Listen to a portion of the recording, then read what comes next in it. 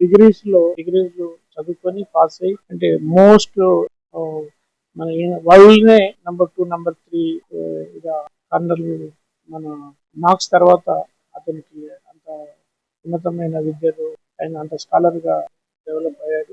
అంత మంచి అంబేద్కర్ ఆశయాలతో మనకు ఇండియాకు అంత మంచి కాన్స్టిట్యూషన్ ఇచ్చిన మనిషిని కాంగ్రెస్ గవర్నమెంట్ ఈ విధంగా డిఫరెంట్ స్టేజ్లో పొలిటికల్ గా కానీ మిగతా అన్నిట్లో కూడా అవమానం. అయితే అతన్ని మనం భారతీయ జనతా పార్టీ వచ్చిన తర్వాత అన్ని విధాలుగా అతనికి అతను ఢిల్లీలో కానీ బాంబేలో కానీ ఆయన పుట్టిన ప్లేస్ లో కానీ ఆయన ఫ్యూచర్ జనరేషన్స్ వ్యాధికి తట్టుగా అన్ని ప్రోగ్రామ్స్ చేయడం ఉంది.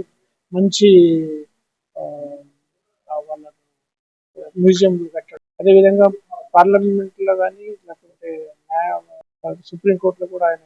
కాబట్టి మన జనరేషన్ అందరూ కూడా అంబేద్కర్ ను ఆయన ఒక ఓన్లీ SC ST వాళ్ళకి కాకుండా ఓబీసీ కాకుండా మన ప్రతి ఒక్కరికి అన్ని భారత పౌరులందరికీ కూడా ఆయన మంచిగా ఉపయోగపడే విధంగా కాన్స్టిట్యూషన్ రాశారు.